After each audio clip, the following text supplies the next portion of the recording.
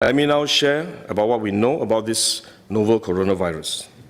This virus comes from the family of coronavirus, which includes other viruses such as MERS and SARS, as well as the milder variants causing common cold. The medical consensus at this moment is that the novel coronavirus is more transmissible, but appears less deadly than SARS. Evidence suggests that the rate of human-to-human transmission of this virus appears to be higher than that of SARS. For now, the evidence also suggests that transmission is mostly via droplets.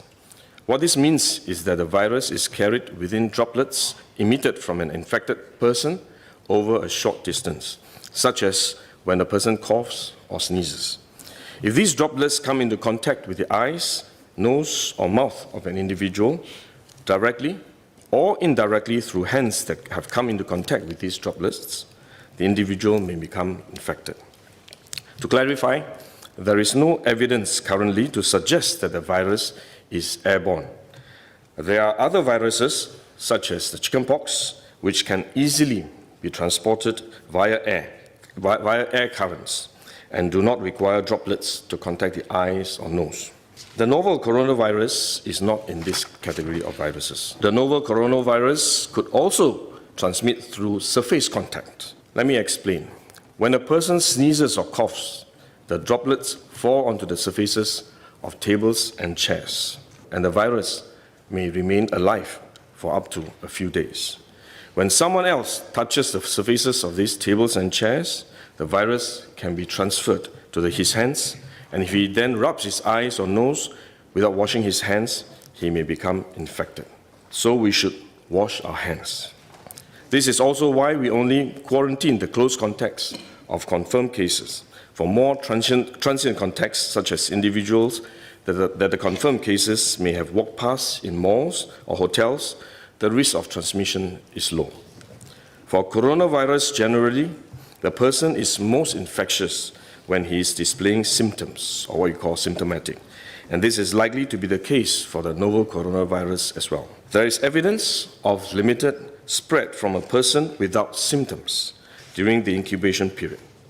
However, this form of transmission may be uncommon and has so far involved isolated cases only. At this point, the evidence still points towards higher transmissibility when the person is displaying symptoms. As such, medical professionals, both overseas and in Singapore, have advised that the most effective way that we can protect ourselves is to practice good personal hygiene.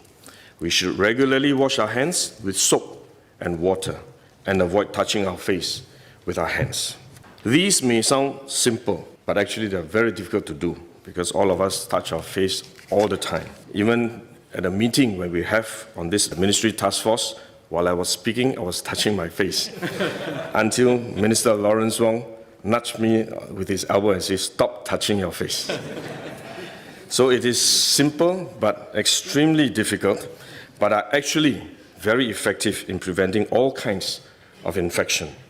Potential infection from asymptomatic persons, in fact, is less likely to be from coughing or sneezing directly because they don't have symptoms. They are not sneezing or coughing, but more likely by touching contaminated surfaces, for which masks offer no protection. Wearing a mask when we are well often gives us a false sense of security instead, and we are more likely to touch our faces when we constantly adjust our masks, which is one way the disease spreads. At the same time, we need to protect others, our loved ones, friends, colleagues, and fellow Singaporeans that we come into contact with. If we are sick, we should rest and recover at home as far as possible. If we do need to go out to see a doctor, for example, we should wear a surgical mask to protect others.